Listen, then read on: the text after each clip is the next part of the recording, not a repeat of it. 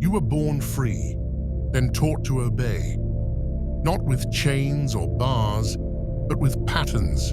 From the moment you could walk, the system told you what to value, what to fear, what to chase. It sold you comfort as happiness and routine as purpose.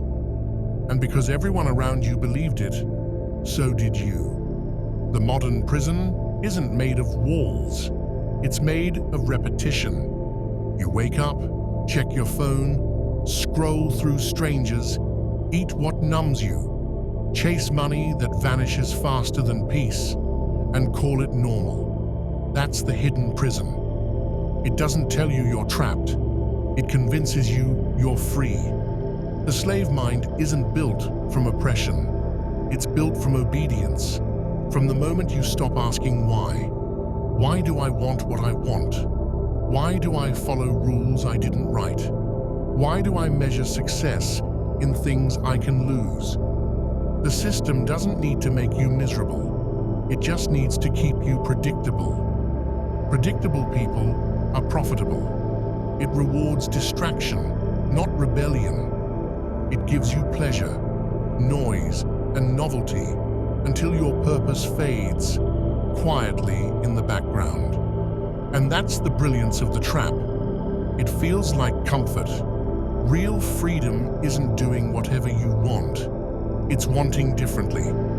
Truth over pleasure, discipline over comfort, purpose over noise. Deep down, you already feel it. That quiet unrest whispering, "This isn't it." That's not fear, that's awakening.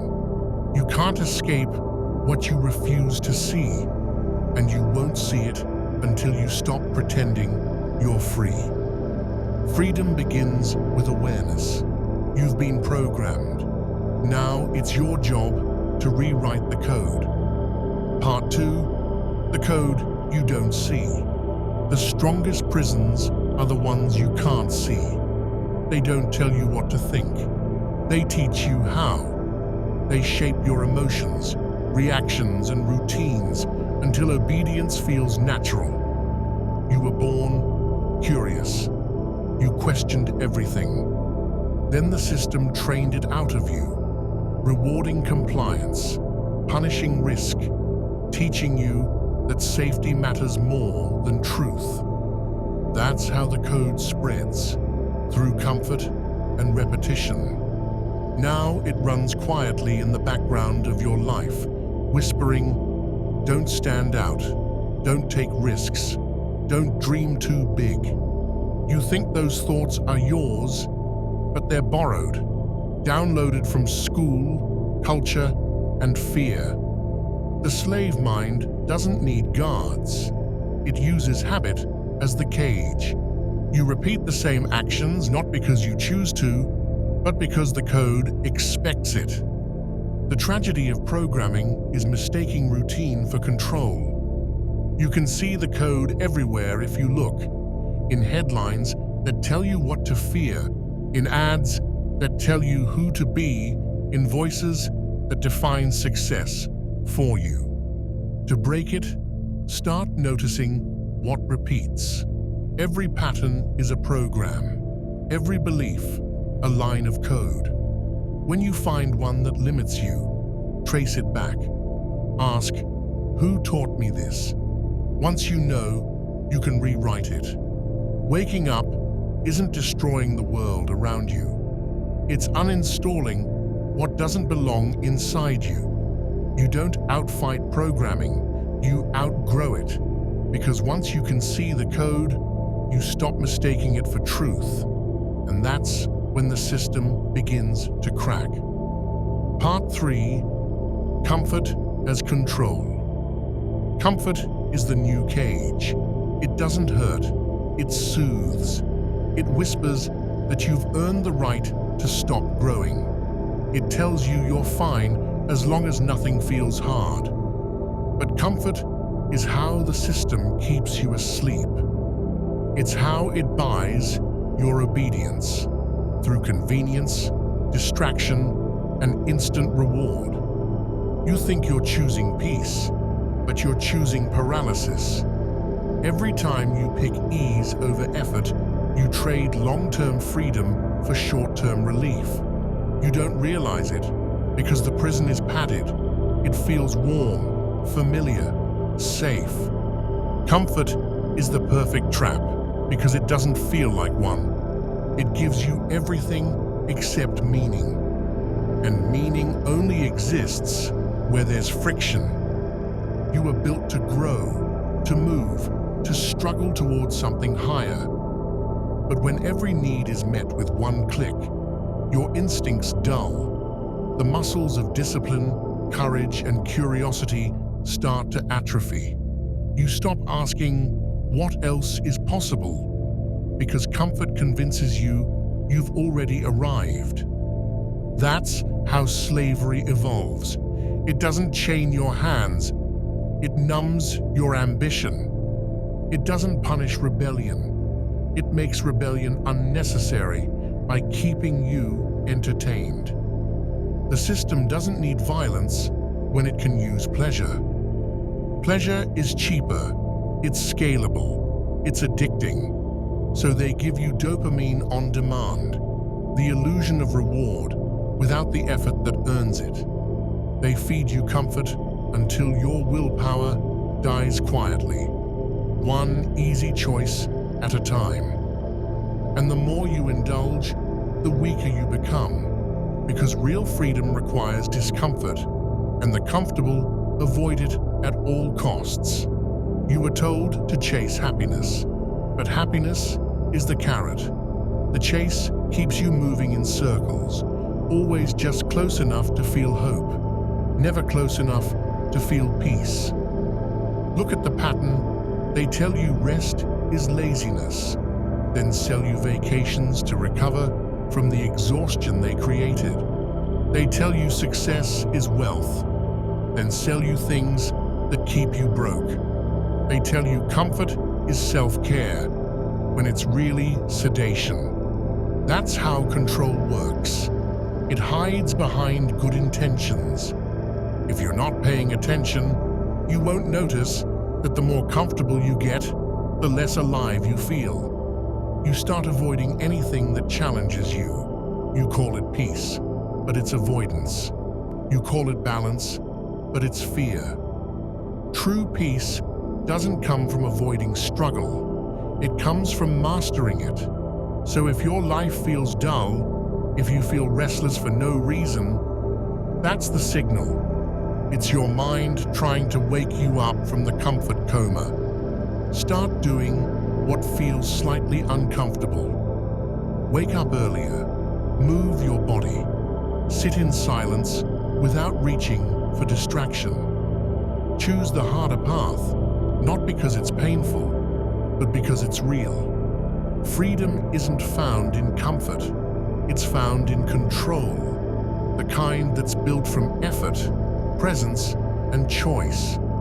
And once you stop fearing discomfort, the system loses its grip. Because the moment you're willing to be uncomfortable, you become ungovernable. Part 4. The Dopamine Trap. The easiest way to control someone is to control what rewards them.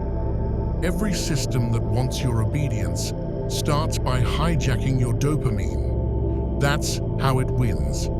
Not through pain, but through pleasure. Dopamine was meant to reward effort. You hunt, build, create, and your brain gives you a surge of energy to say, do that again. It was supposed to guide survival. Now it fuels addiction. You don't have to be a drug user to be hooked. You just have to exist in a world built to overstimulate you. One that sells you instant highs for zero effort. Scroll, swipe, refresh.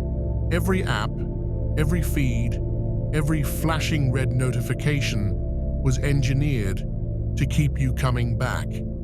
You've been taught to crave quick hits of satisfaction instead of long arcs of fulfillment. The system knows if it can keep you chasing small rewards, you'll never have the patience to build real ones. And when everything gives you a shortcut, hard things stop feeling worth it. Reading feels boring. Silence feels empty. Work feels impossible. That's the dopamine trap. It rewires your reward system until only the fake stuff feels good. But here's the truth. Nothing real happens without resistance. And every time you choose the shortcut, you teach your brain to fear the climb. The dopamine economy thrives on your discomfort with boredom. Because boredom is dangerous. It's the moment you might start thinking for yourself again. So they keep you fed. Fed on endless novelty. Fed on entertainment that feels productive but isn't. Fed on the illusion of progress that never threatens the system. The more you consume, the less you create. And the less you create, the less power you have. But dopamine isn't the enemy. It's the signal that needs to be reclaimed. When you earn your rewards, dopamine becomes discipline. When you wait for the payoff, it becomes meaning. When you delay gratification, it becomes strength. So retrain it. Make the gym your hit. Make progress your high. Make consistency the thing that feels good. Detox from easy rewards and watch your life expand, because the same chemical that enslaved you can set you free if you control how it's triggered. The slave mind chases dopamine. The free mind directs it. And once you take back that control, the system starts to lose its hold. Part 5. The illusion of freedom. You were told you're free because you can choose. But choice means nothing when every option serves the same master. You can change jobs, move cities, buy things, post opinions. But if the thoughts driving those decisions come from the same programming, you're not choosing, you're reacting. That's the illusion of freedom. Permission disguised as power. You feel free because no one is holding a gun to your head, but your desires are held hostage. Your attention is leased.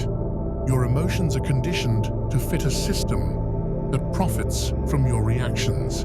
You think freedom means doing whatever you want, but if what you want was planted there, then the system already won. The modern world replaced authority with influence. You don't obey a ruler, you obey algorithms. They know what makes you angry, what makes you crave, what makes you spend, and they feed you just enough control to keep you loyal. That's why the slave mind doesn't rebel. It scrolls, it vents, it consumes, it feels powerful because it's expressing itself, not realizing that even rebellion has been monetized. You are encouraged to speak, but only within approved boundaries. You are rewarded for individuality, as long as it's marketable. You are told to chase freedom, but never to define it. That's how the illusion works. It gives you a sandbox and tells you it's the world. True freedom is quiet. It's not loud or branded. It's not rebellion for show. It's when no one can manipulate your attention because you've taken ownership of it. You stop being predictable. You stop being emotionally programmable. You stop needing the system to tell you who you are.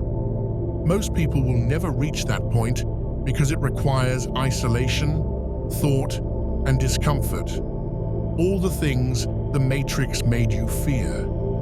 You can't be free and dependent at the same time. You can't be conscious and controlled. You have to pick one. The illusion promises both, safety and sovereignty, but the two can't coexist. So ask yourself, what part of your freedom was traded for comfort? What beliefs are you still renting from the system? What choices are really reflexes? Because until you answer those, you're not free. You're just a well-behaved prisoner. Freedom isn't what the world gives you. It's what you reclaim when you stop needing its permission. Part 6. The system that owns your time. The modern world doesn't need to chain your body anymore. It just needs to occupy your hours. That's how control looks now. Not through punishment, but through productivity. You're told to grind, to hustle, to fill every minute with something useful. And in that chase, your time is quietly taken from you. The system doesn't steal it all at once. It drains it in fragments. A notification here, an email there, a routine that repeats without meaning. Your attention is sliced into pieces so small, you don't even notice they're gone. You think being busy means you're progressing, but busyness is just the illusion of purpose. It's how the system keeps you tired enough to obey, but not awake enough to question. Look at your day. Who really owns it? If your time is filled before you even wake up, with work you don't love, with scrolling you don't remember, with obligations you didn't choose, then freedom is already gone. Most people don't sell their time for money. They give it away for validation. They check messages out of fear of missing out. They reply instantly to prove they're useful. They fill silence because stillness makes them feel guilty. But time is the one thing you can never buy back, and the world has trained you to treat it like it's worthless. When you let others decide how you spend it, you're not living, you're leasing existence. Take a step back. How much of your day is truly yours? How many hours serve your growth instead of someone else's demand? The slave mind doesn't see time as sacred. It trades it for comfort, applause, and noise.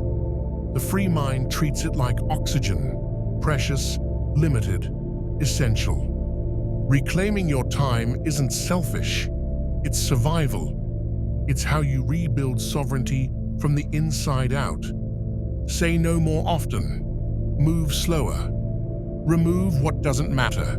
Stop mistaking movement for progress. Because the system only wins when you stay busy enough to forget who you are. Every hour you reclaim is a doorway back to yourself. And once you own your time, the rest of your life begins to follow. Part 7. The war for your attention.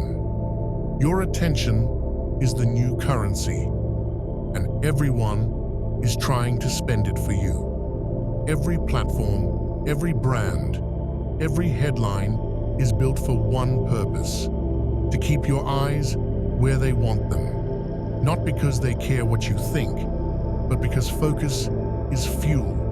Whoever controls it, controls you. The war for your attention is constant.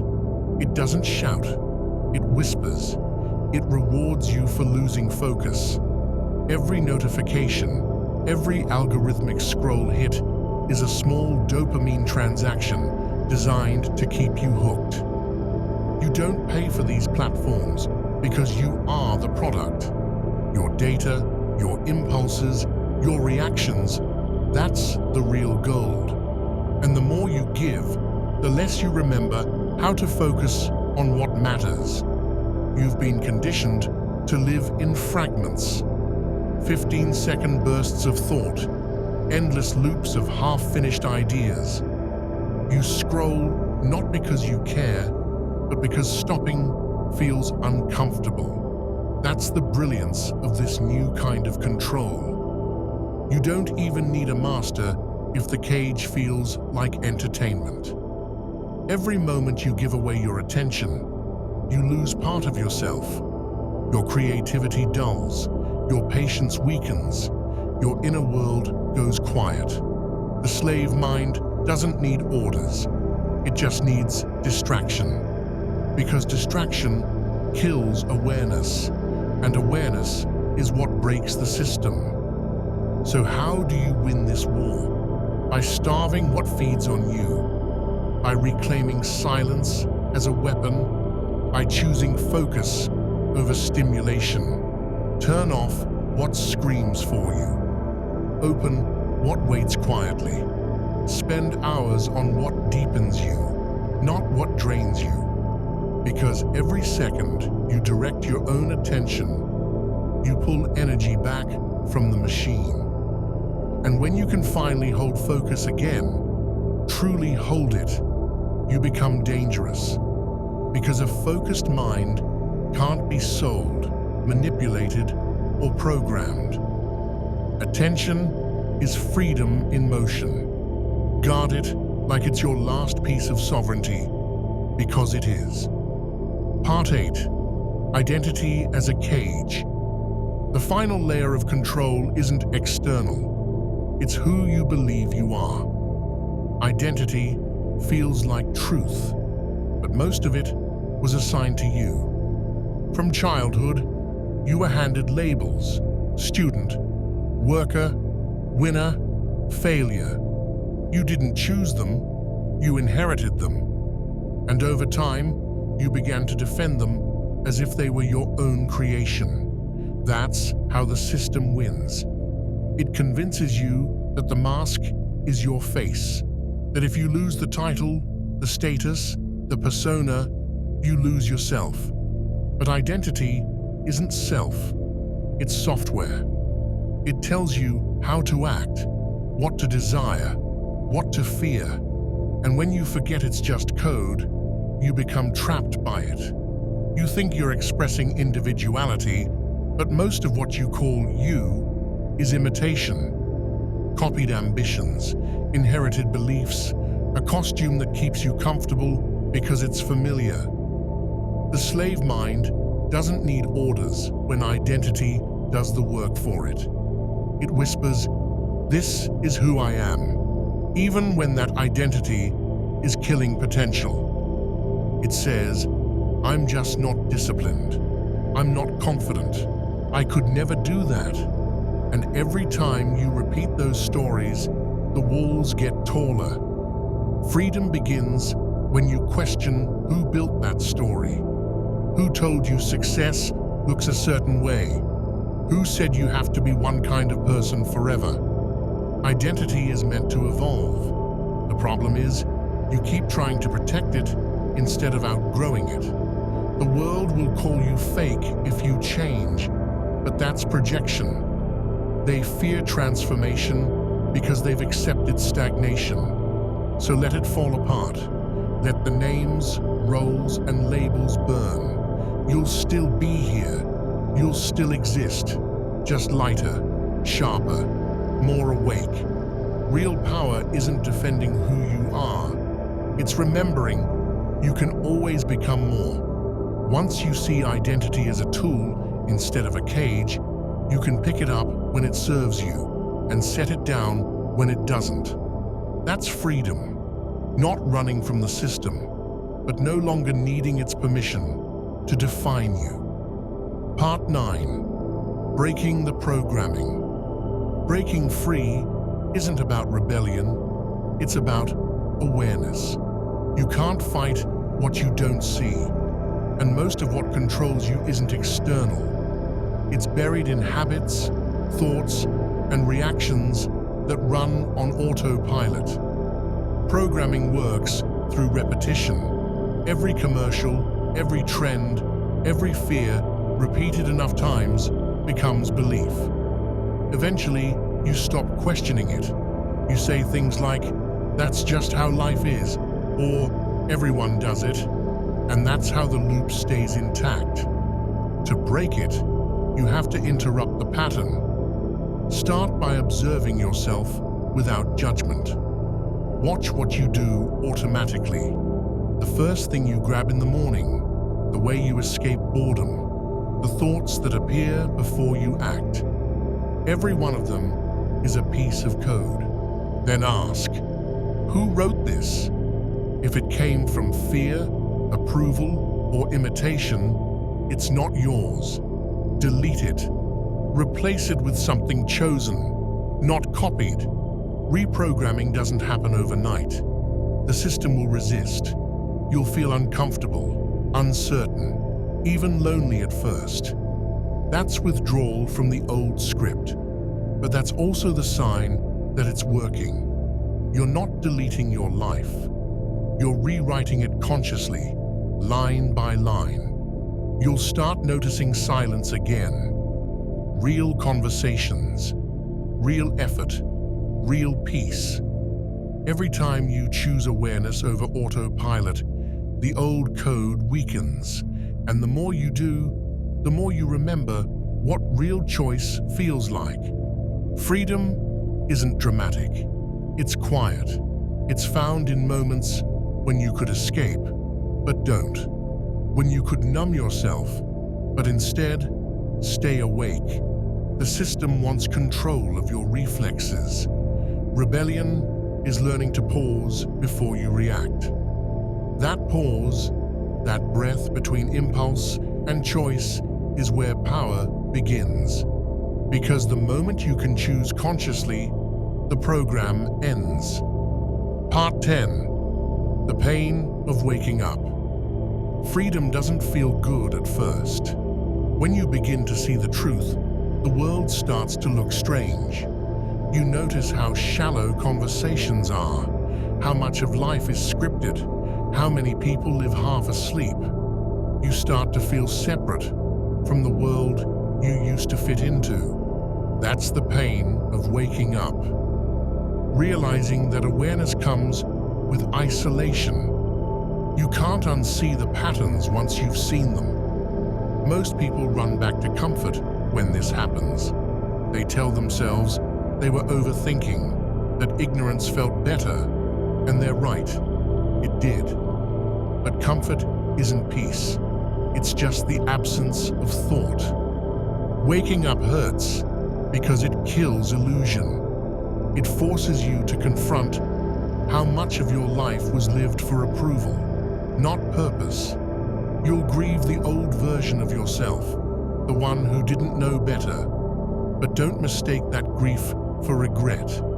It's cleansing. Every stage of growth feels like loss at first.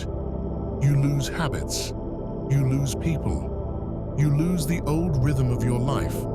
But the emptiness that follows isn't a void. It's space. Space for something real to enter. The system counts on you confusing pain with wrongness.